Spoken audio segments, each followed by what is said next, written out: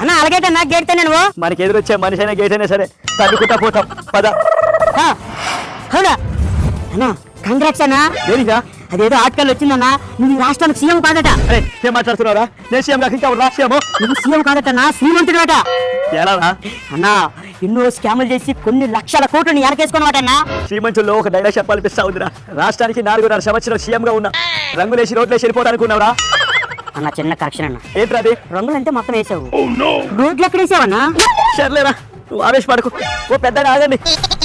ఏమైంది పెద్ద? నెత్తి మీద బరువులు పెట్టుకొని పోతా ఉన్నారు. నెత్తి మీద బరువు మాత్రమే నీకు కనిపిస్తుంది, మా గుండెల బరువు నీకు కనబట్లేదు. బరువు బాధ్యత లేకుండా బతుకుతున్నావు. ఏం పాలనయ్యేది ఇది? ప్రభుత్వ ఆస్తులన్నీ అమ్మేస్తున్నావు. నిన్న గాక మొన్న సచివాలయాన్ని తాకట్టు పెట్టున్నావు. ఇక్కడే ఉంటే మా బ్రతుకులు కూడా తాకట్టు పెట్టేట్టున్నావు. అందుకే మేము వెళ్ళిపోతున్నాం స్వామి. ఆగండి తాత, ఇలా ఎంత దూరం అని పోతావు, ఎంతమందిని తీసుకుపోతావు? మనల్ని ఇబ్బంది పెడుతున్నారని మనం వెళ్ళిపోవడం కాదు తాత, మనల్ని ఇబ్బంది పెట్టే ప్రభుత్వాన్ని పంపించేద్దాం. ఈసారి ఎలక్షన్లకు మనందరం సిద్ధంగా ఉందాం.